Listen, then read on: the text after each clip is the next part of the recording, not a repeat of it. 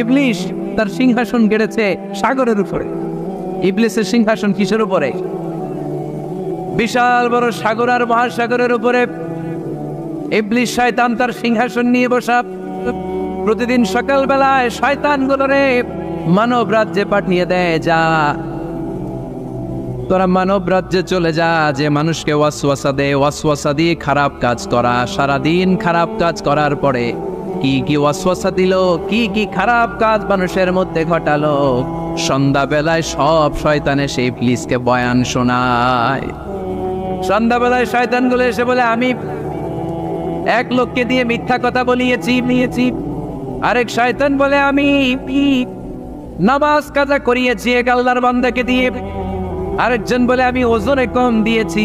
আরেকজন বলে, আমি সুদের ব্যবসার মধ্যে টাকা লাগানোর ব্যবস্থা করে দিয়েছি। এক একজন এক একটা ওয়াসওয়াসা দিয়ে আল্লাহর মুমিন বান্দাদেরকে ধোঁকা দিয়েছে। এগুলোর ফিরিস্তি এসে সব শয়তানেরা ইবলিসকে শোনায়, কিন্তু কোনো কথাতে ইবলিসের মন ভরে না। কোন শয়তান এসে বলে, আমি তো এমন মদের আড্ডাখানায় নিয়ে গেছি আল্লাহর বান্দাদেরকে, এগুলো নামাজই পড়ে নাই, খালি মদ খেয়েছে। আবার কিছু শয়তান এসে বলে, আমি ক্যাসিনোতে নিয়ে গেছি, ওখানে খালি জুয়া খেলছে। আবার কিছু শয়তান এসে বলে, আমি বাজারের মধ্যে ফরমালিনের এই ওয়াসওয়াসা ঢুকাই দিস। একটার পর একটা শয়তানি ফিরিস্তি তারা ইবলিসকে শোনায়, কিন্তু কোনো কাজে ইবলিসের মন ভরাতে পারে না। একজন এসে বলে, আনা মা তারাকতুহু বাইনার রাজুলি ওয়া ইমরাআতি হাত্তা ফাররাকতু, আমি একজন ইমানদার নারী পুরুষের মধ্যে ঝগড়া লাগায়া ওই ঝগড়া বাড়াতে তালাক পর্যন্ত নিয়ে গেছে। নাউজুবিল্লাহ পড়বেন না? শয়তান এবার তার উপর খুশি হয়ে যায়। সব শয়তানগুলোকে ঠেলে ইবলিস এই শয়তানকে কাঁধে তুলে নাচতে শুরু করে দেয়। কারণ মুমিন বান্দার সংসার যদি ভেঙে যায় শয়তান খুশি হয়ে যায়, আর মুমিন বান্দার সংসার টিকে থাকলে খুশি হয়ে যায় কে? এজন্য নীলফামারীর ভাইয়েরা, ঝগড়া করা যাবে না। দাম্পত্য জীবনকে সুখী করতে চাইলে ঝগড়াকে আমরা নো বলে দিব। ঝগড়া অনেক সময় হবে, কিন্তু এটাকে বাড়তে দেওয়া যাবে না, এটাকে আমরা স্পেস দিব না, ওইখানে থামাই দিতে হবে। রাজি আছেন তো সবাই? আল্লাহ রাসূল সাল্লাল্লাহু আলাইহি ওয়াসাল্লামের ফ্যামিলিতে ঝগড়া হতো। আম্মা জান আয়েশা রাদিয়াল্লাহু তাআলা আনহার সাথে আল্লাহ রাসূল সাল্লাল্লাহু আলাইহি ওয়াসাল্লামের ঝগড়া হতো, হাদিসে পাওয়া যায়। কিন্তু এগুলো ছিল মধুর ঝগড়া, সুন্দর ঝগড়া। সুবহানাল্লাহ পড়েন। আল্লাহর হাবিব বলেন, ইয়া আয়েশা ইন্নী লা আ'লামু ইযা কুনতি আন্নী রাদিয়া ওয়া ইযা কুনতি আলাইয়া গাদবা। ও আয়েশা, তুমি কখন আমার উপর রেগে থাকো সেটাও আমি বুঝি, আবার কখন খুশি থাকো সেটাও বুঝি। আম্মা যারা এসে বললেন, ইয়া রাসূলুল্লাহ, ইয়া হাবিবাল্লাহ, কেমন করে আপনি বুঝেন যে আমি আপনার উপর রেগে আছি, আবার কেমন করে আপনি বুঝেন আমি আপনার উপর সন্তুষ্ট আছি? বিশ্বনবী বললেন, আয়েশা, তুমি যখন আমার উপরে খুশি থাকো, আমার উপর যখন তুমি রাজি থাকো, তখন তুমি দোয়ার সময় এইভাবে দোয়া করো, ওয়া রাব্বি মুহাম্মদ, মুহাম্মাদের রব, আপনি আমাদের সব গুনাহগুলো মাফ করে দেন। আর যখন তুমি আমার উপর রেগে থাকো, তখন তুমি আমার নামটা মুখ দিয়ে উচ্চারণ করো না। আয়েশা, তখন তুমি দোয়ার সময় বলতে থাকো, ওয়া রাব্বি ইব্রাহিম, ইব্রাহিমের রব, আপনি আমাদের সব গুনাহগুলো মাফ করে দেন।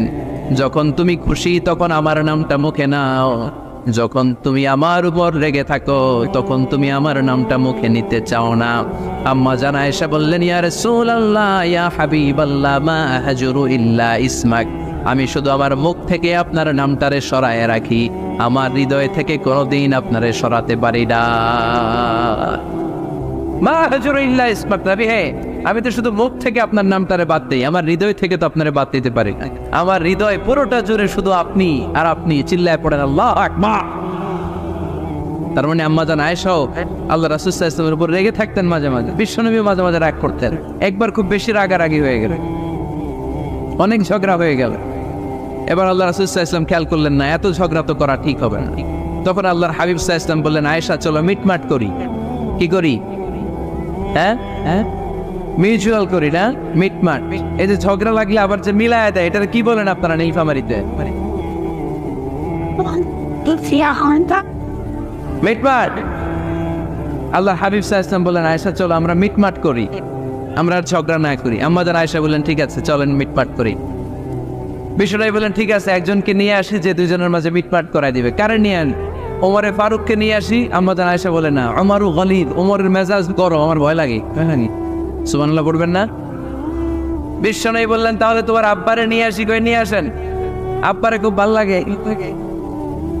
বিশ্বনবী বললেন ঠিক আছে, তোমার কথাই রইল, ওমরকে ডাকবো না, তোমার আব্বা আবু বকরকে নিয়ে আসবো। বিশ্বনবী মিটমাট করার জন্য সাইয়েদনা আবু বকর রাদিয়াল্লাহু তাআলা আনহুকে ডেকে নিয়ে আসলেন। সাইয়েদনা আবু বকর রাদিয়াল্লাহু তাআলা আনহু ঘরে ঢুকলেন। বিশ্বনবী বললেন, আয়েশা, আমার আর তোমার মাঝে কি নিয়ে ঝগড়া হয়েছে, কথাটা কি তুমি বলবা নাকি আমি বলবো? আম্মা জান আয়েশা বলেন, আপনিই বলেন, তুমি মিথ্যা বললেন না, যা ঘটছে ওইটাই বললেন। ওলা তাকুলিল্লাহ হাক্কান, যেটা সত্য ওইটাই বলবে, অন্য কিছু বলবেন না। আবু বকর রাদিয়াল্লাহু তাআলা তো শুনে রেগে মেগে আগুন, কি এত বড় সাহস, বিশ্বনবীর সামনে দাঁড়িয়ে তুমি এভাবে কথা বলো, এই আদব শিক্ষা দিয়েছি তোমাকে আমি। রেগে গেলেন। বিশ্বনবী কি সত্য ছাড়া মিথ্যা কিছু বলবেন? রেগে মেগে চিৎকার করে মেয়ের গালের মধ্যে দিলেন এক চপেট আঘাত। এক থাপ্পড় খেয়ে আম্মা জান আয়েশা উল্টায় পড়লেন। আবার মারার জন্য সাইয়েদনা আবু বকর রাগে গড়গড় করছিলেন, মেয়েরে আবার মারার জন্য উদ্যত হলেন। বিশ্বনবী অবস্থা ভয়ঙ্কর দেখে সাইয়েদনা আবু বকরের সামনে দুই হাত মেলে এইভাবে দাঁড়িয়ে গেলেন। বিশ্বনবীকে যখন আবু বকর রাদিয়াল্লাহু তাআলা আনহু দাঁড়াতে দেখলেন, সাইয়েদনা আবু বকর মুহূর্তের মধ্যে থেমে গেলেন। সুবহানাল্লাহ পড়েন। সাইয়েদনা আবু বকর রাদিয়াল্লাহু তাআলা আনহু ঘর থেকে বের হয়ে গেলেন।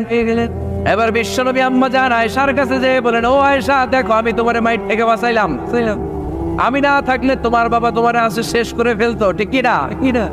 আমি বাঁচাইছি তোমারে। ইয়া আয়েশা কাইফা রাআইতিনি আনখাসতুকি মিনার রাজুল, দেখছো আয়েশা কেমনে বাঁচাইলাম তোমারে? আজকে আমি না থাকলে এমন পিটতে দিতে তোমার বাবা একেবারে খবর হয়ে যায়। আম্মা জান আয়েশা লজ্জায় পড়ে গেলেন, হেসে দিলেন। বিশ্বনবীও হেসে দিলেন। সুবহানাল্লাহ পড়েন। দুইজনের এই হাসির আওয়াজ ঘরের বাইরে থেকে সাইয়েদনা আবু বকর শুনতে পেলেন। উনি শুনে তো অবাক, কিরে এতক্ষণ তৃতীয় বিশ্বযুদ্ধ, এখন আবার হাসে। ঘরে ঢুকলেন। ঘরে ঢুকার পরে আবু বকর রাদিয়াল্লাহু তাআলা আনহু বিশ্বনবীরে বলেন, ইয়া রাসূলুল্লাহ, আশরিকানি ফি সিলমিকুমা কামা আশরাকতুমানি ফি হারবিকুমা। হে আল্লাহর রাসূল, আপনারা দুইজন ঝগড়া লাগলে মিটমাট করার জন্য আমারে যেমনি ডাকেন, আপনারা যখন সুখ আনন্দ আর হাসাহাসিতে ব্যস্ত থাকেন, ওই হাসির সময়গুলোতে শেয়ার করার জন্য তখনও আমার একটু ডাইকেন পড়েন। সুবহানাল্লাহ। ও নবী, শুধু ঝগড়ার সময় ডাইকেন না, শুধু মিলায় দেওয়ার জন্য ডাকবেন না। আপনাদের মধ্যে যখন সুখকর আনন্দময় হাসাহাসির মুহূর্তগুলো কাটে, ওই মুহূর্তগুলোতেও আমাকে এনে আপনারা শেয়ার করে দিয়েন পড়েন। সুবহানাল্লাহ। মুসনাদ আহমদ ইবনে হাম্বলের হাদিস। এই হাদিস প্রমাণ করে আল্লাহ রাসূল সাল্লাল্লাহু আলাইহি ওয়াসাল্লামের বড় ঝগড়া হতো স্ত্রীদের সাথে, তবে মধুর ঝগড়া, শিক্ষণীয় ঝগড়া। আওয়াজ করে বলতে হবে, ঠিক কি না? এজন্য ঝগড়া হবে, কিন্তু ঝগড়াকে বাড়তে দেয়া যাবে। তাহলে দাম্পত্য জীবন সুখময় করতে চাইলে 1 নম্বরে স্যাক্রিফাইস, 2 নম্বরে ঝগড়াকে আমরা কি বলে দিছি আজকে? বলে গেছি ঝগড়াকে কি বলবো? নো।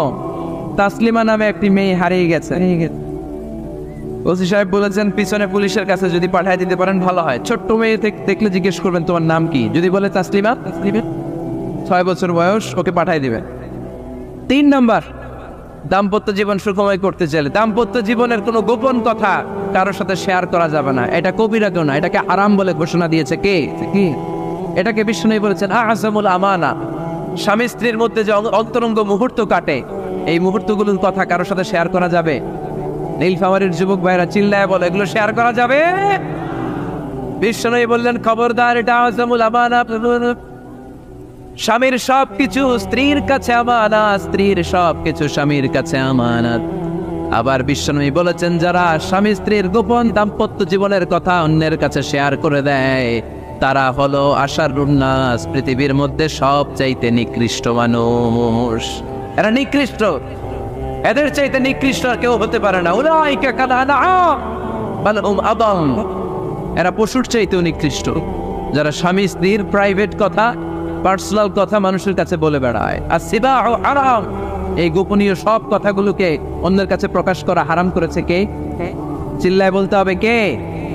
তাহলে খবরদার, নিজেদের দাম্পত্য জীবনের কোনো কিছু অন্যের সাথে শেয়ার করবেন। আমাদের বোনরা অনেক সময় একসাথে বসলে পেটের কথা, পিঠের কথা সব বলে ফেলায়, আছে না? নাই না বোনেরা, সব শেয়ার করলেও আপনাদের দাম্পত্য জীবনের কোনো কথা কখনো কারোর সাথে শেয়ার করতে পারবেন না।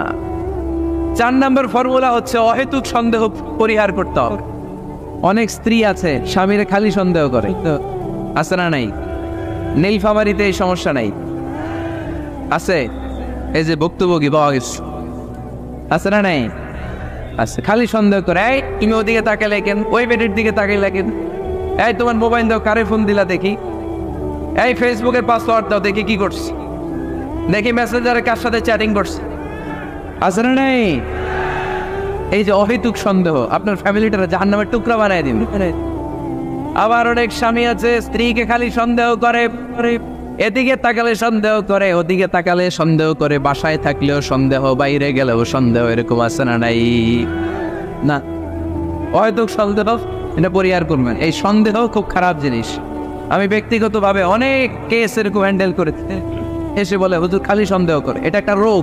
এটা কি আপনার ফ্যামিলিটারে শেষ করেছে।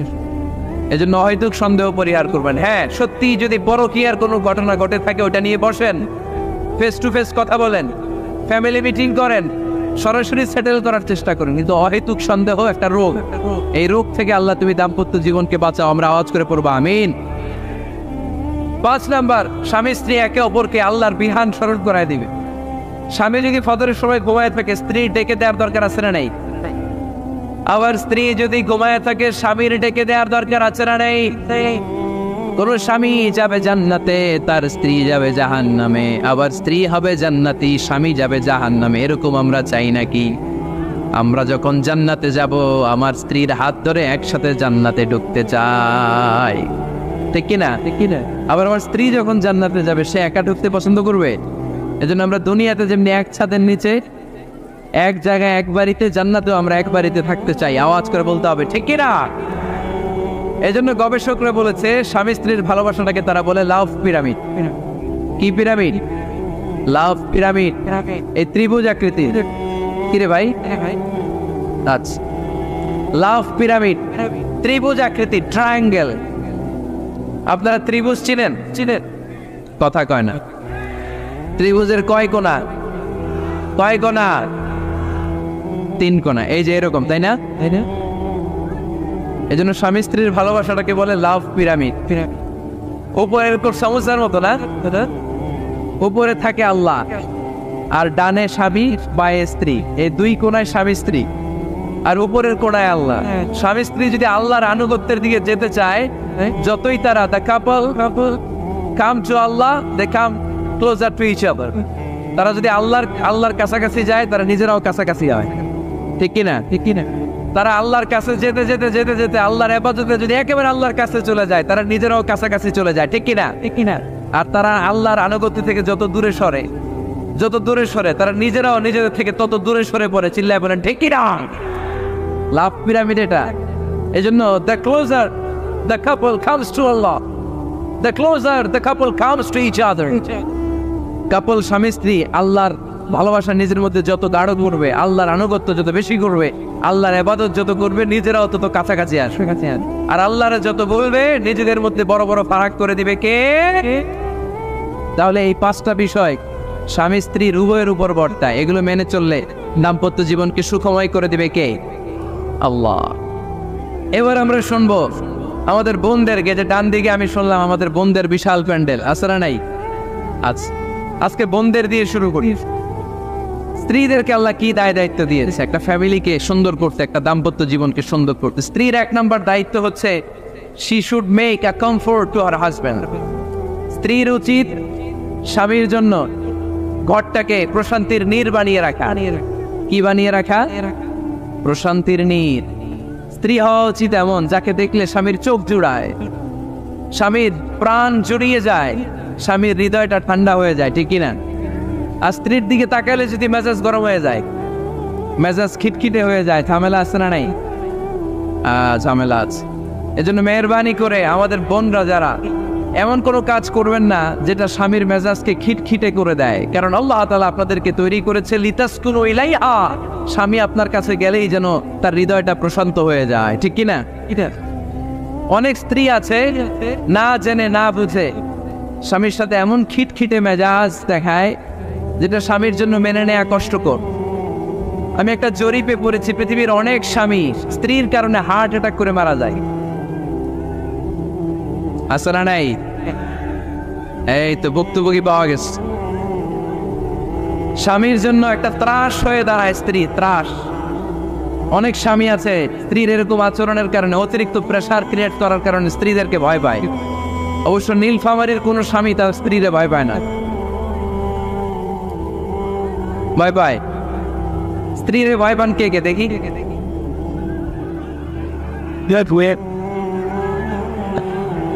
ভয় পান আপনারা? ভয় পান? হ্যাঁ, এক অফিসের বড় সাহেব তার স্ত্রীরে খুব ভয় পায়, প্রচন্ড ভয় পায়।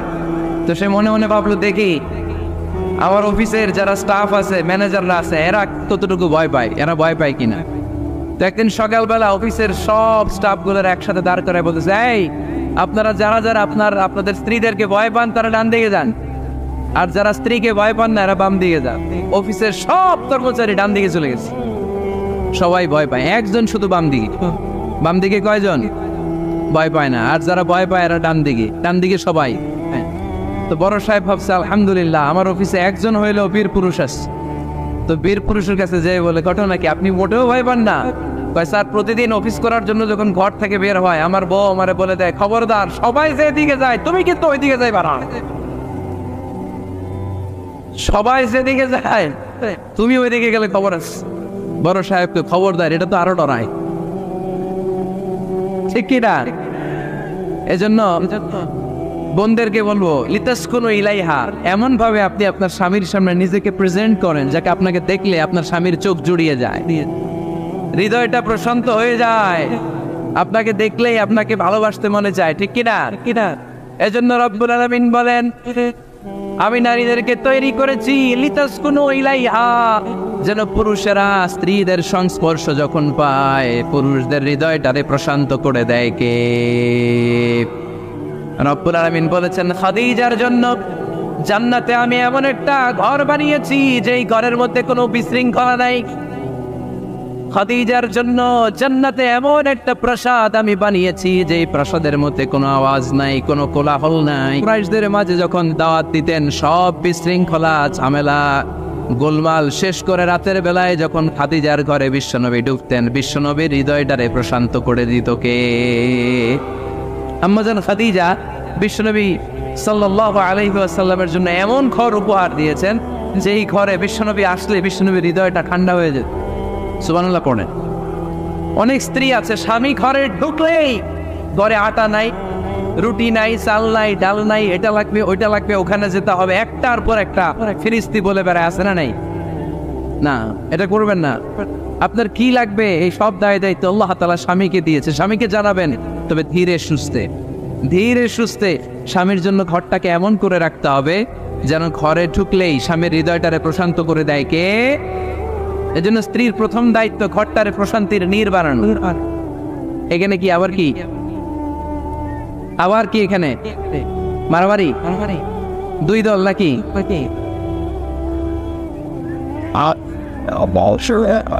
আপনাদের মনোযোগ আসছে না গেছে? কষ্ট হচ্ছে? হ্যাঁ, অনেক রাত হয়ে গেছে তো, প্রায় 10:30। হ্যাঁ, তাকবীর পড়েন, লিল্লাহে তাকবীর। তো কিছু লোক ওঠা বসা শুরু করলেন কেন? হ্যাঁ, 1 নাম্বার 2 নাম্বার 3 নাম্বার নাই তো আবার? হ্যাঁ, 1 নাম্বার নাকি পেশাব করা, 2 নাম্বার নাকি টয়লেটে যাওয়া, 3 নাম্বার নাকি এইটা। বিড়ি খান আপনারা? বিড়ি আর সিগারেটের সাথে মুসলমানের সম্পর্ক আছে না। কোন মুসলমান সিগারেট খেতে পারে, বিড়ি টানতে পারে? কারণ এটা এমন একটা খাবার যে খাবার টয়লেটে ঢুকেও খাওয়া যায়। সিগারেট ছাড়া কোনো খাবার টয়লেটের ভেতরে খাওয়া যায়? কথা বলেন, খাওয়া যায়। এবং সিগারেট পৃথিবীর এমন খাবার যে খাবারের গায়ে এই খাবারের বদনাম লেখা থাকে, ঠিক কিনা? সিগারেট ছাড়া পৃথিবীর কোনো খাবারে ওই খাবারের বদনাম আছে? কথা বলেন। ধরেন আপনাদের নীলফামারীতে নতুন 1 প্যাকেট বিস্কিট বেরোচ্ছে, যে বিস্কিটের গায়ে লেখা এই বিস্কিট খাওয়ার 1 ঘন্টার মধ্যে ডায়রিয়া শুরু হবে। ওটা খাইবেন কে কে?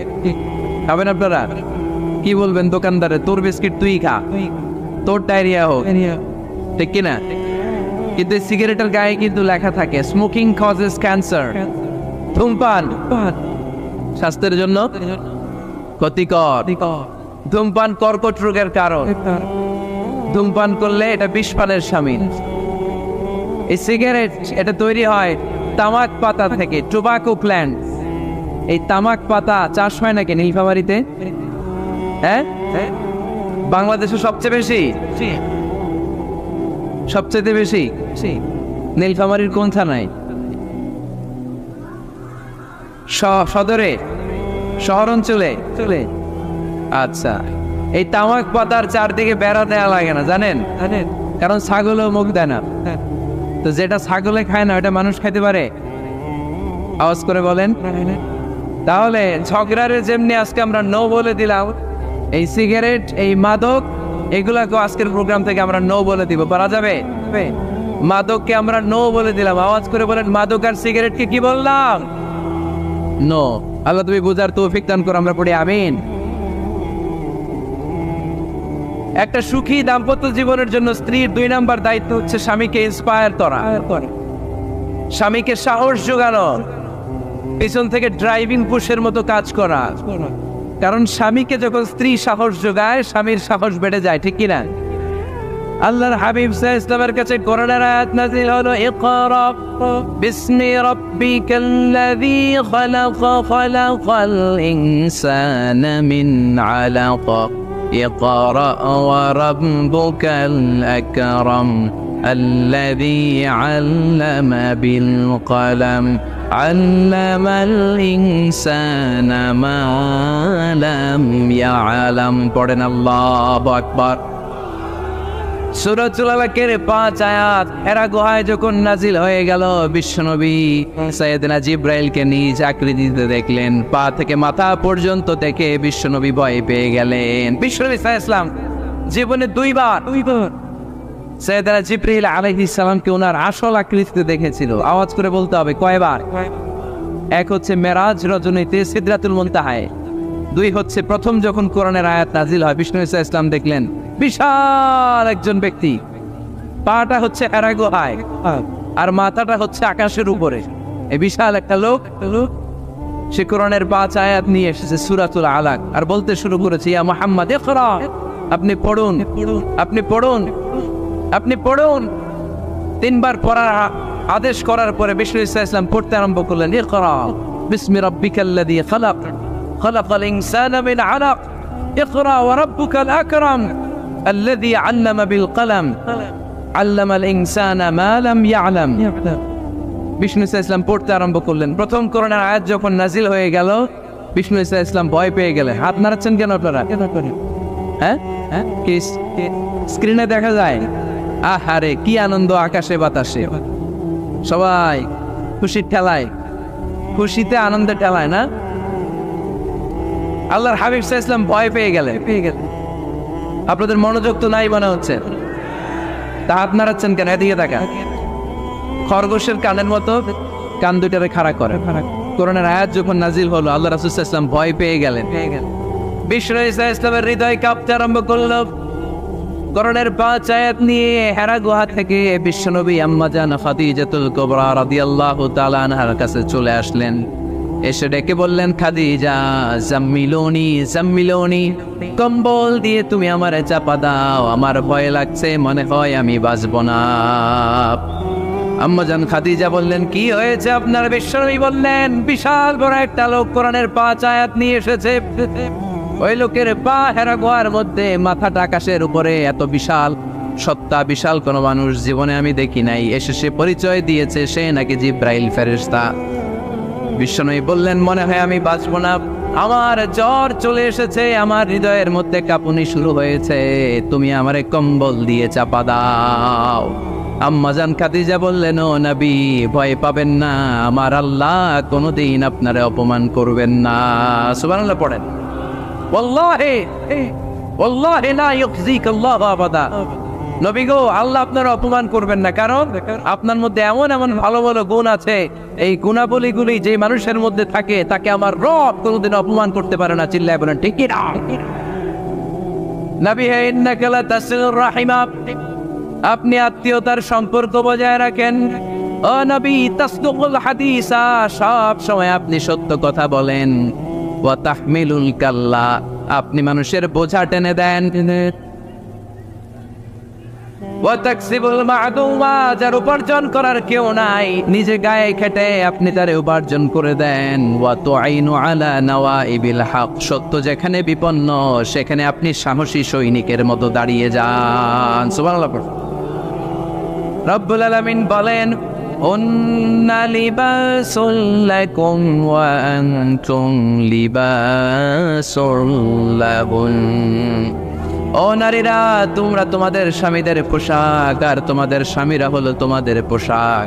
পোশাক যেমনি লজ্জাস্থানকে ঢেকে রাখে, ঈমান ইজ্জতের হেফাজত করে, আব্রু ঢেকে রাখে, তেমনি স্বামী তার স্ত্রীর চরিত্রের হেফাজত করে, স্ত্রী তার স্বামীর চরিত্রের হেফাজত করে। পোশাক যেমনি সুন্দর, স্ত্রীর চোখে স্বামী সুন্দর, স্বামীর চোখে স্ত্রী সুন্দর। পোশাক যেমনি মানুষকে আরাম দেয়, প্রশান্ত করে দেয়, স্বামী আর স্ত্রী একে অপরের সংস্পর্শ পেলে তাদের হৃদয়টাও প্রশান্ত হয়ে যায়, ঠিক কিনা? এজন্য আল্লাহ তাআলা পোশাকের সাথে তুলনা করেছেন। পোশাক একে অপরের পোশাক, পোশাক চামড়ার সাথে লেগে থাকে না, আলাদা থাকে, কি থাকে। তার মানে স্বামী স্ত্রী সম্পর্কটা এরকম মিলেমিশে ভালোবেসে একাকার, ঠিক কিনা? আর নিসাউ শাকাইকুর রিজাল, নারীরা পুরুষদের কাউন্টার পার্ট। নারী হচ্ছে পুরুষের সহযোগী। এই পৃথিবীর এই সভ্যতা, এই সিভিলাইজেশন, এই উন্নয়ন, এই ডেভেলপমেন্ট, এটা শুধু পুরুষরা করে নাই। এই উন্নয়নের অংশীদারিত্বে আমাদের বোনদের, নারীদেরও হাত আছে না নাই? এজন্য কাজী নজরুল বলেছেন, এ বিশ্বে যা কিছু সুন্দর চিরকল্যাণকর, অর্ধেক তার করিয়াছে নারী, অর্ধেক তার নর। চিল্লায় বলেন ঠিক কিনা? এজন্য এই মহাবিশ্বের এই সভ্যতায় আপনাদের যেমনি অবদান, আমাদের বোনদের অবদান আছে না নাই? আছে। স্বামী স্ত্রী এই দুজন মিলে এই বিশ্ব সভ্যতা তৈরি হয়েছে। এজন্য দুজনের মধ্যে সম্পর্ক হবে পোশাকের মতো। পোশাক যেমনি দেহের সাথে লেগে থাকে, স্বামী স্ত্রীর মধ্যে এরকম সুসম্পর্কের দরকার আছে না নাই? আছে। আজকে আমরা জানার চেষ্টা করব কি করে স্বামী আর স্ত্রীর মধ্যে এই সুসম্পর্ক বাড়ানো যায়, ইনক্রিজ করা যায়। কি করে আমাদের মধ্যে মারামারি, কাটাকাটি, ঝগড়া, ডিভোর্স এই রেটটা কমানো যায়, এ ব্যাপারে আমাদের জানার দরকার আছে না নাই? ইসলামী শরিয়া স্বামী স্ত্রী প্রত্যেককে ইন্ডিভিজুয়ালি আলাদা আলাদা কিছু দায়িত্ব দিয়েছে। স্বামীকে কিছু দায়িত্ব দিয়েছে, আবার স্ত্রীকে কিছু দায়িত্ব দিয়েছে, আবার উভয়কে কিছু দায়িত্ব দিয়েছে। আমরা শুরুতে স্বামী স্ত্রীর উভয়কে আল্লাহ তাআলা কি দায়িত্ব দিয়েছে এটা জানবো। তারপরে স্ত্রীদেরকে আল্লাহ তাআলা কি দায়িত্ব দিয়েছেন সেটা জানবো। সবশেষে স্বামীদেরকে আল্লাহ তাআলা কি দায়িত্ব দিয়েছে সেটা জানবো। এই দায়িত্বগুলো পালন করার মধ্য দিয়ে দাম্পত্য জীবনকে সুখময় করে দিবে কে? আল্লাহ। শুরুতে আমরা জানবো দ্য কালেকটিভ রেসপন্সিবিলিটি, যৌথ দায় দায়িত্ব কি আছে স্বামী আর স্ত্রীর, কেমন করে দাম্পত্য জীবনকে সুখময়, শান্তিময় করতে হয়। একটা দাম্পত্য জীবন কলহমুক্ত করতে চাইলে, সুখময় করতে চাইলে সর্বপ্রথম স্বামী স্ত্রীর যেটা খেয়াল রাখতে হবে সেটা হচ্ছে স্বামী স্ত্রীর উভয়ের স্যাক্রিফাইসের মানসিকতা থাকা লাগবে। স্যাক্রিফাইস, আওয়াজ করে আমার সাথে সাথে বলেন স্যাক্রিফাইস। এই স্যাক্রিফাইস ছাড়া দাম্পত্য জীবন টিকবে? দুইজনেই যদি ঝগড়া করে, দুইজনেই যদি রেগে যায়, ঝামেলা আসে না নাই? স্বামী রেগে গেলে স্ত্রীকে থেমে যেতে হয়, আবার স্ত্রী রেগে গেলে স্বামীকে থেমে যেতে হয়। স্বামীও যদি রেগে যায়, স্ত্রীও যদি রেগে যায়, তাহলে তৃতীয় বিশ্বযুদ্ধ বেঁধে যাবে, ঠিক কিনা? এই জন্য রেগে গেলেন তো হেরে গেলেন, রাগা যাবে না। স্বামী যদি রেগে যায়, স্ত্রী থেমে যেতে হবে। স্ত্রী যদি রেগে যায়, স্বামী থেমে যেতে হবে। এটাই দাম্পত্য জীবনের সুখ আর সমৃদ্ধির মূল ফর্মুলা। স্যাক্রিফাইস করতে হবে। এর কারণ আপনি যদি দোষ খুঁজতে শুরু করেন, দোষ ছাড়া পৃথিবীতে মানুষ নাই, ঠিক কিনা? No one is perfect in this world. এই পৃথিবীতে কেউই পারফেক্ট না। আপনি যে আপনার স্ত্রীর দোষ খোঁজেন, আপনারও দোষ আছে না নাই? আবার ভাবি যদি আপনার খালি দোষ খোঁজে, ভাবিরও দোষ আছে না নাই? না। এজন্য দোষ খুঁজবেন না, স্যাক্রিফাইস করেন, একটু মানিয়ে নিন। দাম্পত্য জীবনটা এরকমই, একটু ছাড় দিতে হয়, একটু মানিয়ে নিতে হয়। দাম্পত্য জীবনে কখনো মন খারাপ, কখনো মন ভালো, কখনো রোদ, কখনো বৃষ্টি, এই নিয়েই দাম্পত্য জীবন, ঠিক কিনা? তাহলে দাম্পত্য জীবনে যদি আমরা সুখ পেতে চাই, সকল নবদম্পতিকে বলবো একটু ছাড় দেওয়ার মানসিকতা বিল্ড আপ করেন, একটু মানিয়ে নেন, একটু ছাড় দেন, একটু মিলেমিশে চলেন। এক স্যাক্রিফাইস আমাদের জীবনটারে, আমাদের দাম্পত্য জীবনটাকে একটা জান্নাতি দাম্পত্য জীবন বানাই দিবে, ঠিক কিনা? দাম্পত্য জীবনকে সুখী করার 2 নাম্বার ফর্মুলা হচ্ছে ঝগড়া করা যাবে না। আপনারা ঝগড়া করেন নাকি? হ্যাঁ, বউয়ের সাথে ঝগড়া করেন না এরকম বিবাহিত পুরুষ কে কে আছেন দেখি এখানে? হাত তুলছে অনেকে, বিশ্বাস হয় আপনাদের? হ্যাঁ, অনেক ঝগড়া। হ্যাঁ, আচ্ছা, মেয়েরা বেশি করে? না না, এই মহিলা প্যান্ডেল আছে এদিকে, এদেরকে জিজ্ঞেস করলে বলবে সব দোষ আপনাদের, আর আপনারা দোষ দিচ্ছেন এদের। তো ঝগড়া করবেন না মেহরবানি করে, সম্মানিত ভাইরা, ঝগড়া করবেন না। কারণ এই ঝগড়া থেকে, সামান্য ঝগড়া থেকে অনেক সময় বিচ্ছেদের দিকে চলে যায় সম্পর্ক। ছোট্ট ঝগড়া থেকে যেতে যেতে ঝগড়া বাড়তে বাড়তে ডিভোর্সের দিকে গড়া, এরকম আছে না? নাই না, সামান্য ঝগড়া যদি বেঁধে যায়, শয়তান এটার মধ্যে বাতাস দেয়, এটারে বাড়াতে বাড়াতে শয়তান অনেক বড় করে। ইমানদারদের পরিবার ভেঙে গেলে শয়তান খুশি, আর ইমানদারদের পরিবার টিকে থাকলে আমার আল্লাহ খুশি। আমরা কার খুশি চাই? জোরে বলতে হবে, খুশি চাই কার? শয়তান সব সময় চায় ইমানদারদের ফ্যামিলি ভেঙে দিতে। Always it tries its level best to break down the relationship of a moving family. একদিন ইমানদারের ফ্যামিলি কি করে ব্রেক ডাউন করে দেয়া যায়? যেন ঝগড়াই করবো না আমরা। আপনি ঝগড়া করলে ভাবি যেন ঠান্ডা থাকে, ভাবি ঝগড়া শুরু করলে আপনি ঠান্ডা থাকবেন। ঝগড়া করা যাবে না, কিন্তু ঝগড়া হয়ে যায় ফ্যামিলিতে, এটাকে চেক দিতে হবে। ঝগড়া নিয়ে অনেক মজার মজার গল্প আছে, একটা গল্প দিয়ে আজকে শুরু করি। এক লোক মাহফিল শেষ করে 11টার দিকে বাসায় ফিরেছে। তো বাসায় ঢুকার আগে তার ওয়াইফকে ফোন দিয়েছে, ফোন দিয়ে বলতেছে, এই মাহফিল শেষ, আমি কিন্তু বাসায় চলে আসতেছি, শুরু করার আগে তাড়াতাড়ি দরজাটা খোলো। তো স্ত্রী আবার রাতের খাবার স্বামীকে ছাড়া খায় না, তো স্ত্রী দরজা খুলে দাঁড়ায় আছে, স্বামী বেচারা আসছে। আসার পরে স্ত্রীকে বলতেছে, এই শুরু করার আগে রাতের খাবার দিয়ে দাও, খেয়ে নেই। তো স্বামী ওয়াশরুম থেকে ফ্রেশ ট্রেশ হয়ে আসছে, স্ত্রী বেচারিও ডাইনিং টেবিলে খাবার দিয়েছে। এবার স্বামীও খেতে বসেছে, স্ত্রীও খেতে বসেছে। স্বামী আবার বলতে আরম্ভ করছে, শুরু করার আগে ফ্যানটা ছাড়ো, খুব গরম লাগতেছে। এবার তো স্ত্রী রেগে মেগে আসলেন, কি আসার পর থেকে শুরু করার আগে কি শুরু করার আগে? স্বামী বলতেছে, এই তো শুরু হয়ে গেল, এই শুরু হয়ে গেল। মানে কি? ঝগড়া। নীলফামারীর ভাইয়েরা, এটা শুরু করা যাবে না। শুরু করবেন আপনারা, ঝগড়া করবেন। আমাদের ফ্যামিলিগুলো থেকে ঝগড়াকে আজকে থেকে আমরা নো বলে দিলাম। মানে না, ঝগড়াকে কি বললাম? সবাই বলতে পারেন না, আওয়াজ করে বলেন, ঝগড়াকে আমরা কি বলবো? নো। ঝগড়া করা যাবে। শয়তান ঝগড়া বাঁধে দেখো উস্তাদ। সহিহ মুসলিমের হাদিস, ইন্না ইবলিসা ইয়াদাউ আরশাহু আলাল মা তুম্মা ইয়াবআসু। যারা চলে যায় ওনারা বেঁচে যায়, বিপদে পড়ে আছে আমরা, ঠিক কিনা? ওনাদের ওই পালাটা শেষ, কেউ থাকতে পারবে না। বিশ্বনবীও চলে গেলেন, বিশ্বনবীরও এই এন্তেকালের মৃত্যুর যে কষ্ট, এটা ভোগ করা লেগেছে, ঠিক কিনা? এজন্য কারো রেহাই নাই। আকসিরু যিকরা হাযিমিল লাযযাত, জীবনের সব স্বাদকে পানসা করে দেয় ওই কষ্টের বিষয়, মানে মরণকে বেশি বেশি স্মরণ করো। কিন্তু আমরা মৃত্যুর কথা বেমালুম ভুলে যাই। আমাদের লাইফস্টাইল দেখলে মনেই হয় না যে আমরা এই পৃথিবী ছেড়ে চলে যাব, ক্ষণিকের জন্য এসেছি।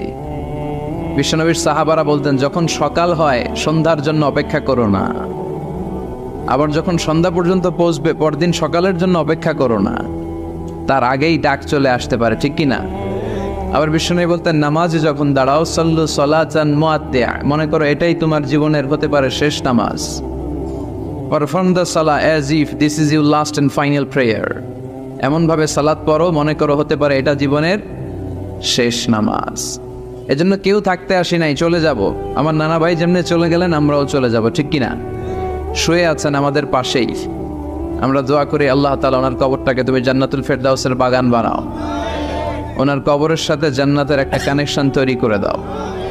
আমার নানা ভাইয়ের যে স্বপ্নগুলো ছিল, যে অসমাপ্ত কাজগুলো ছিল, এগুলো যেন বর্তমান পীর সাহেব গোলাম পরওয়ার সাঈদী আরাফাত উনি আপনাদের সবাইকে একসাথে নিয়ে অসমাপ্ত কাজগুলো যেন সমাপ্ত করতে পারে, আমরা দোয়া করি। আমরা আওয়াজ করে পড়ি আমিন। আজকের এই প্রোগ্রামের সভাপতিত্ব করছেন মাওলানা গোলাম পরওয়ার সাঈদী আরাফাত, পীর সাহেব আড়াইবাড়ি দরবার শরীফ, কুমিল্লা। আল্লাহ পাক ওনার যোগ্যতাকে আরও বাড়িয়ে দিক। আপনাদের সবাইকে নিয়ে আড়াইবাড়ি দরবারের যত দায়িত্ব আছে সবগুলো দায়িত্ব যেন সুচারুরূপে উনি পালন করতে পারে, আল্লাহ তৌফিক দান করুন। আমার আগে কথা বলেছেন হযরত মাওলানা আল্লামা সাদিকুর রহমান আজহারি সাহেব, এর আগে কথা বলেছেন আমার আরেক নানা ভাই গোলাম সরওয়ার সাঈদী পীর সাহেব। দরবারের অনেক বড় বড় উলামায়ে কেরাম আজকে কথা রেখেছে, যারাই কথা রেখেছে নিশ্চয়ই কোরআন থেকে কথা বলেছে। সবগুলো কথা যেন আমরা আমল করতে পারি, আল্লাহ তুমি তৌফিক দাও। এই মাহফিলগুলোর অ্যারেঞ্জমেন্ট করা হয় যাতে আমাদের জীবনের পরিবর্তন আসে। আমরা আসলে ভুলে গেছি যে আমরা চলে যাব, মাটির কবরে কিন্তু আমাদের সবাইকে যেতে হবে, ঠিক কিনা? একদিন মাটির ভেতরে হবে ঘরে মন আমার, কেন বন্ধ দালান ঘর, প্রাণ পাখি উড়ে যাবে পিঞ্জর ছেড়ে, ধরা ধামে সবই রবে তুমি যাবে চলে, বন্ধু বান্ধব যত মাতা পিতা দ্বারা সুত সবই হবে তোমার পরে মন আমার, কেন বন্ধ দালান ঘর, একদিন মাটির ভেতরে হবে ঘরে মন আমার, কেন বন্ধ দালান ঘর, ঠিক কিনা? চলে যেতে হবে। এজন্য এটা যেন আমাদের মাথায় থাকে যে আমরা থাকতে আসি নাই, আমাদের আখিরাতটা যেন সুন্দর হয়, সবসময় এই চিন্তা রাখতে হবে। আমাদের মোরাল বেসিস, আমাদের ethical level is going down, ইখলাস তাকওয়া ইজ গোয়িং ডাউন। আল্লাহর উপর ভয়, আল্লাহর উপর অগাধ বিশ্বাস এবং আস্থা দিন দিন আমাদের কমছে, আর দুনিয়াকে পাওয়ার লোভ আমাদের বাড়ছে, ঠিক কিনা? কিন্তু আমরা থাকতে আসি নাই, চলে যাব।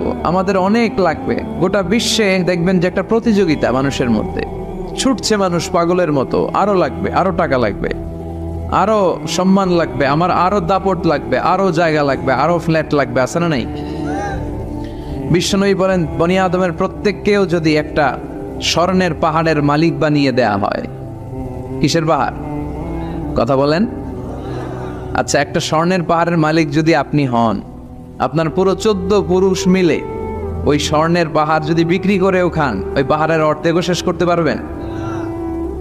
বিশ্বনবী বললেন প্রত্যেককে যদি একটা স্বর্ণের পাহাড়ের মালিকও বানিয়ে দেয়া হয়, প্রত্যেকে চাবে আরো একটা স্বর্ণের পাহাড় কেমনে নেওয়া যায়। কত বড় ডাকাত, ঠিক কিনা? ওয়ালা ইয়ামলা আফাহু ইল্লা তুরাব, কবরের মাটি ছাড়া কোনো কিছু বনি আদমের এই মুখকে বন্ধ করতে পারবে? আরো লাগবে, খাই খাই খাই খাই, আরো দাও, পাই নাই, এরকম অসন্তোষ আছে না নাই? অল্প খাবেন, অল্প পড়বেন, অল্প জমাবেন, অল্পের ভেতরে বরকত দিছে কে? এজন্য বেশি বেশি আমরা করব না, অল্পে সন্তুষ্ট থাকবো, আর শুকর করবো একজনের, তিনি কে? কারণ তিনিই পারেন আপনার মনের সব জ্বালা যন্ত্রণা দূর করে দিতে। আল্লাহ পাক আমাদেরকে সহি সমঝ দান করুক। সবাই পড়েন আমিন। আপনাদের কষ্ট হচ্ছে না তো? বলেন কি, রাত বাজে 11:30, শহরের ভেতরে এত রাতে কথা বলা যায়? হ্যাঁ, কথা বলা যাবে? তো আমরা খুব বেশি লম্বা চড়া সময় নিব না। শহরের মানুষ খুব ব্যস্ত থাকে, কারো অফিস আছে সকালে, কারো ব্যবসা প্রতিষ্ঠান খুলতে হবে। তো আমরা অল্প কয়েক মিনিট, অল্প সময় কথা বলবো, বেশি লম্বা সময় নিব না। তবে যতক্ষণ শুনবো মনোযোগের সাথে শুনবো, ইনশাল্লাহ পড়েন। আর ওঠা বসা করা যাবে না, করা যাবে? তো আমরা অল্প কয়েক মিনিট কথা শুনবো আমলের নিয়তে। আগে নিয়তটাকে খালেস করে নেই যে আল্লাহ, এই যে এত দামি সময় ব্যয় করে আমরা আসলাম, যা শুনবো এটা যেন আল্লাহ আমল করতে পারি। চিল্লায় পড়েন আমিন। আজকে কোরআনের সবচেয়ে দামি সূরাটা নিয়ে আমি কথা বলবো। সবচেয়ে দামি কোরআনে মোট সূরা কয়টা? সবাই বলেন। আমি যখন কথা বলি আমি ক্লাস নেই, তাফসির মাহফিলরে আমি বলি কি ক্লাস। তো ক্লাসে উত্তর করতে হয়। আমি সোজা কথার মানুষ, সোজা কথায় বিশ্বাসী, এত প্যাচগোজ নাই, সহজ কথা আমি ক্লাস করি। আমি তাফসির মাহফিলকে নিয়েছি যে আমি প্রতিদিন রাতে একটা করে শীতকালে ক্লাস করি। তো এই ক্লাসে উত্তর দিতে হয়। টিচার যদি প্রশ্ন করে উত্তর দেওয়ার দরকার আছে না নেই? আর টিচার প্রশ্ন করে, টিচার শিখায়, ছাত্র অমনোযোগী, ফেল করার সম্ভাবনা আছে না নেই? তো আমরা যেন পাস করতে পারি, ঠিক কিনা? যতক্ষণ কথা বলবো প্রশ্ন করলে আওয়াজ করে উত্তর দিতে হবে, বাঘের বাচ্চার মতো, ঠিক কিনা? আজকে কোরআনের সবচেয়ে দামি সূরাটা নিয়ে আমি কয়েক মিনিট কথা বলবো, ইনশাআল্লাহ। পড়েন। এবার বলেন কোরআনের সবচেয়ে দামি সূরা কি? হ্যাঁ? আর ইখলাস, আর ইয়াসিন,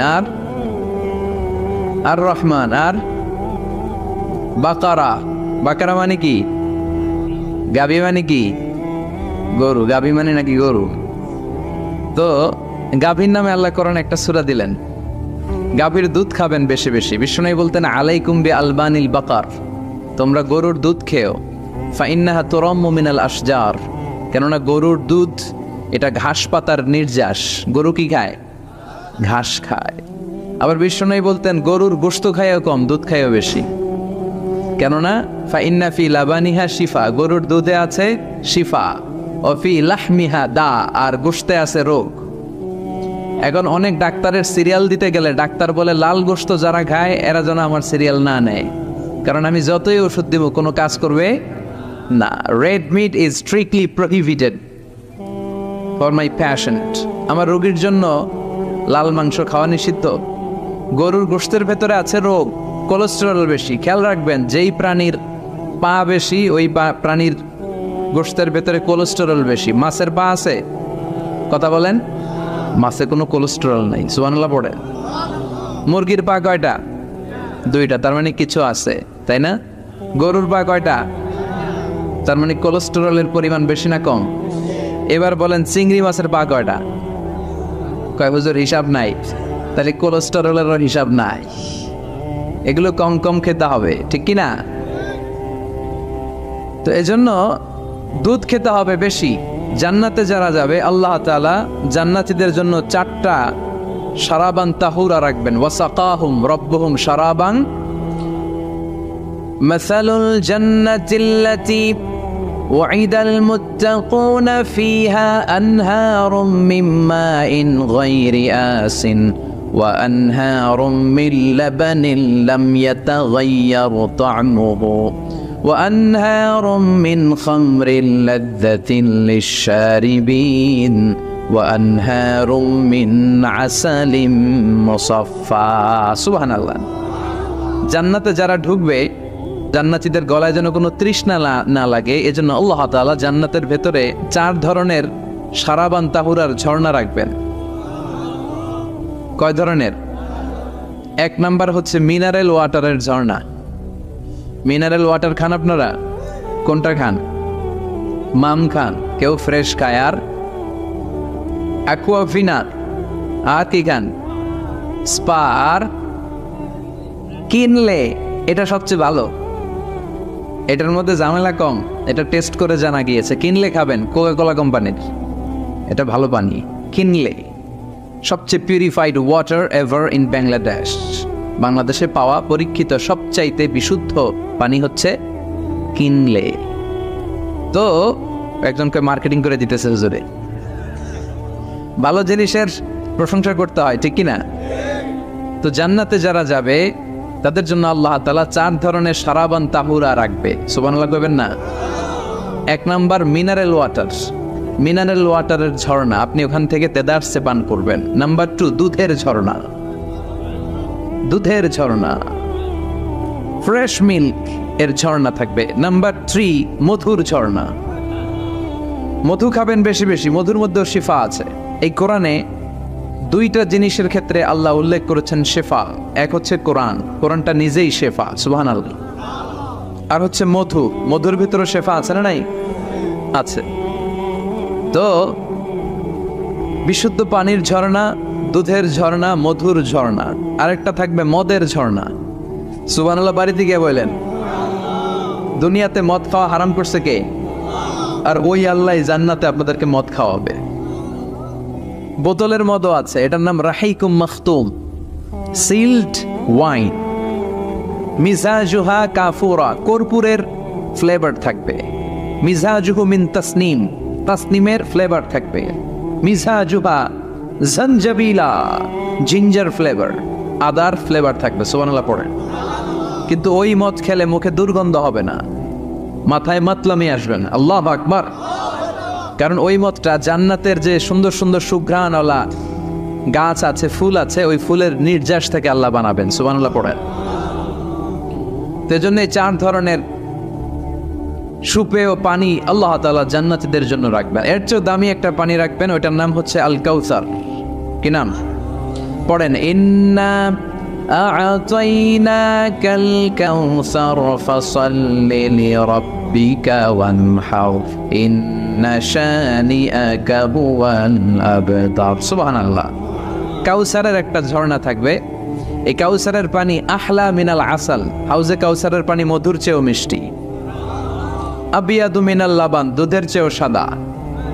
আবরাদু মিনাস সালজ, বরফের চেয়েও ঠান্ডা। এক ঢোক যে খাবে চিরকালের জন্য তৃষ্ণা মিটে যাবে। এই সবগুলো যেন আল্লাহ আমরা পান করতে পারি। আর জোরে পড়েন আমিন।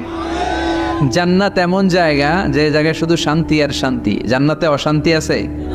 মারামারি, কাটাকাটি, কিলাকিলি, হরতাল, টেনশন, ব্যারাম আছে কি? আরাম। জান্নাতে আছে কি? নাই কি? ব্যারাম। আরামের জায়গা, কোনো টেনশন নাই। জান্নাতের ভিতরে রোদ নাই, বৃষ্টি নাই, ভূমিকম্প আছে? দুনিয়াতে ভূমিকম্পের টেনশন হয় না? বন্যা আছে জান্নাতে? পুলিশের দৌড়ানি, র্যাবের দৌড়ানি আছে? বাড়ি ভাড়ার টেনশন, বিদ্যুৎ বিল, গ্যাসের বিল, গমে ধরে না আমাদের, ঠিক কি না? জান্নাতে কোনো টেনশন না। জান্নাত হচ্ছে আরামের জায়গা। আপনারা যারা যাবেন জান্নাতে 60 হাত লম্বা হয়ে ঢুকবেন। আহলুল জান্নাতে জুরদা ওয়া মুরদা, জান্নাতীরা হবে পশমবিহীন। এই যে দুনিয়াতে দাড়ি রাখা ওয়াজিব বা সুন্নাতে মুআক্কাদা, কিন্তু জান্নাতীদের গালে কোনো দাড়ি থাকবে না, মোজ থাকবে না, গায়ে পশম থাকবে না। আবনাউ সালাসিন ওয়া সালাসিন, সব জান্নাতি পুরুষরা হবে 33 বছরের তাগড়া যুবক। আল্লাহ, এখানে যেমনি আমরা একত্রিত হলাম, তোমার জান্নাতেও যেন আমরা একত্রিত হতে পারি, তুমি তৌফিক দাও। আর জোরে পড়েন আমিন। এতগুলো কথা কোত্থেকে এসেছে জানেন? জিজ্ঞেস করেছিলাম সবচেয়ে দামি সূরা কোনটা? একজন বলছে বাকারা। বাকারা মানে গাভী, গাভী থেকে দুধ, দুধ থেকে জান্নাত। সুবহানাল্লাহ পড়ে। কোরআনের কথা শেষ হতে চায় না, ইন্টার রিলেটেড, তাই না? একটার সাথে আরেকটা মিলে থাকে। খেয়াল রাখবেন, আল্লাহর কথা রাসূলের কথায় কোনো ফাঁক ফোকর নাই, আছে? এজন্য এই দুইজনের কথাই আমরা মানব। বিদায় হজের ভাষণে বিশ্বনবী বলেছিলেন, লাকাদ তারাকতু ফীকুম আমরাইন লান তাদিল্লু মা তামাসসাকতুম বিহিমা কিতাবাল্লাহ ওয়া সুন্নাতা রাসূলি। আমি তো চলে যাব, রেখে যাব দুটো জিনিস, যদি দুটো জিনিসকে মেনে চলো কখনো বিভ্রান্ত হবে না।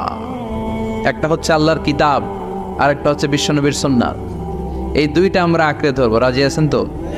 পৃথিবী যেদিকে যাক, আমি থাকবো দুইটা নিয়ে, ইনশাআল্লাহ। পড়েন। কোরআনের সবচেয়ে দামি সূরা কোনটা বলেন? ফাতিহা। কিছু বলতেছে ফাতিহা, পিছনের বাইরে কি বলবেন? হ্যাঁ, ইয়াসিন। আর আচ্ছা, এবার বলেন, আমি সহজ করে দিই, বলেন কোন সূরা না পড়লে নামাজ হয় না?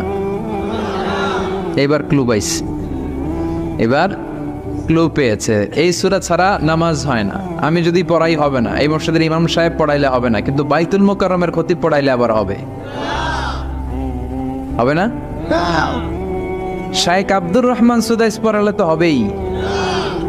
খাইছে কত বড় মুফতি দেখছেন, ফতোয়া দিয়ে দিচ্ছে জি না, আসলেই হবে না। কারণ এটা এমন সূরা, এই সূরা না পড়লে নামাজ হয় না। বিশ্বনবী বুখারীর বর্ণনায় বলেছেন, আ'যামুস সুওয়ার ফিল কোরআন, কোরআনের সবচেয়ে দামি সূরা। এটা আমার বানানো কথা না, সবচেয়ে দামি সূরা। এই সূরার মতো সূরা কোরআনে তো নাই, তাওরাতের ভেতরেও নাই। ইনজিলের ভেতরেও নাই, জাবুরের ভেতরেও নাই। 60টা মাত্র আয়াত। কয়টা? কার কার মুখস্থ নাই হাত তোলেন। সূরা ফাতিহা মুখস্থ নাই কার কার হাত তোলেন। হিন্দু ভাই নাই কেউ? আমাদের অনেক মাহফিলে হিন্দুরা আসে, হিন্দুদেরও মুখস্থ। সুবহানাল্লাহ কইবেন না? আমি একবার লঞ্চের ভেতরে তুফানে পড়ছিলাম, তো লঞ্চ ডুবে যাবে তুফানের ধাক্কায়। তো দেখলাম লঞ্চের ভেতরে শুধু মুসলমানরাই জিকির করে না, হিন্দুরাও জিকির করে। তুফান থেমে যায়, জিকিরও থেমে যায়। কত বড় ডাকাত! তুফান শুরু, জিকিরও। সবার মুখে এক চিৎকার, বাঁচাও। আমি বললাম কে বাঁচাবে? হুজুর আমনে।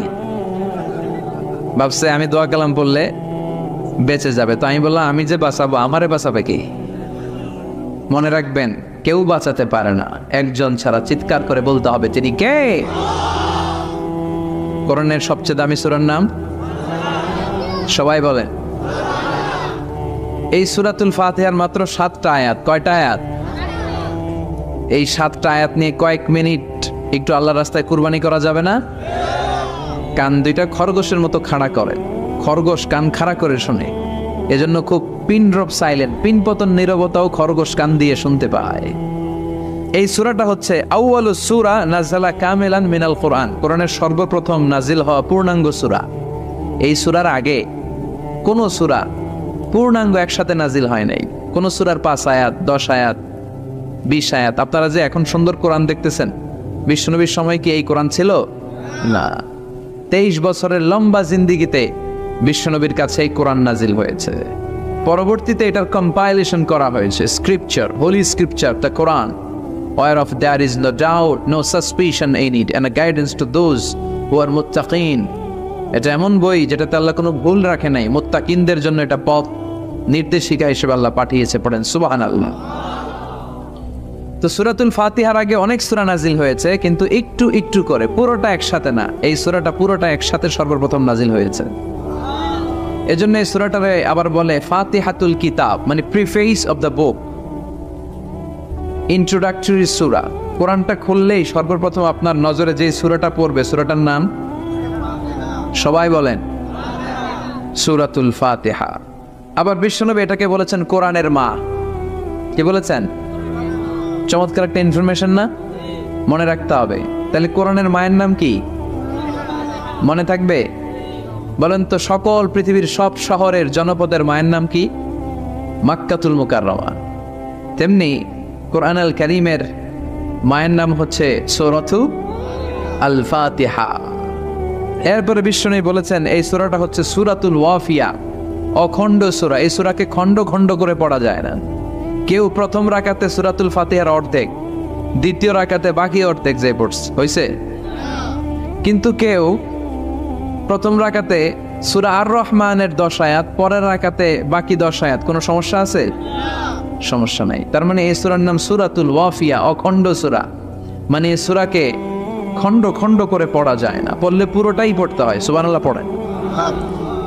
আবার এই সূরার আরেকটা নাম হচ্ছে সূরাতুদ দুআ, দোয়ার সূরা। কিসের সূরা? কেমন করে আল্লাহর কাছে প্রার্থনা করতে হয়, দোয়া করতে হয়, ফরিয়াদ করতে হয়, সে কথা এই সূরার ভেতরে আছে না নাই?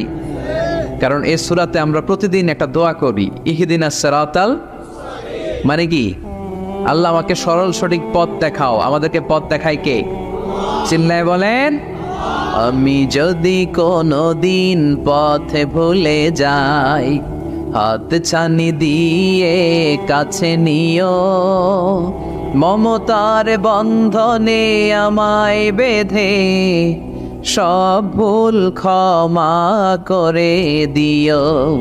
আমি যদি কোনো দিন পথে ভুলে যাই, হাত ছানি দিয়ে কাছে নিও, মমতার বন্ধনে আমায় বেঁধে সব ভুল ক্ষমা করে দিও। পড়ে না আমি।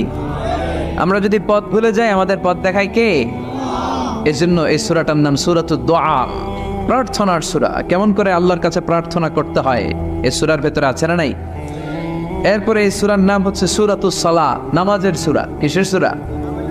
সব সূরা ছাড়া নামাজ হয়, সূরাতুল ফাতিহা ছাড়া নামাজ হয়? বিশ্বনবী বললেন লা সালাতা লিমান লাম ইয়াকরা বিফাতিহাতিল কিতাব। যে সূরা ফাতিহা তার নামাজে পড়ে না, তার নামাজ আল্লাহর দরবারে কবুল হয় না। এরপরে বিষ্ণু বলেছেন এই সূরার নাম সূরাতুশ শিফা। সূরাতুশ শিফা, শেফার সূরা, আরোগ্য লাভ করার সূরা।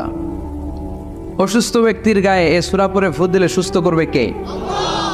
বিশ্বাস হয়? বিশ্বাস হইতে হবে, ঈমান থাকতে হবে। ঈমান যদি পাক্কা হয় তাইলে কাজ করবে, তা না হইলে কাজ করবে না। অনেকে বলে হুজুর আমি তো কত সূরা ফাতিহা পড়ে ফু দিলাম, কই আমার পেটে ব্যথা তো ভালো হয় না। যেটা কইছে তুই একটা ডাকাত, ঠিক কি না? ওর ঈমান নাই, ওর ঈমানে ঝামেলা। ফু দেওয়ার মধ্যে বেশ কম আছে না নাই? কিছু লোক আছে সারাদিন ফু দিলে মোমবাতি নিবে না, আর কিছু লোক আছে ফু দিলে পানিতে আগুন ধরে যায়।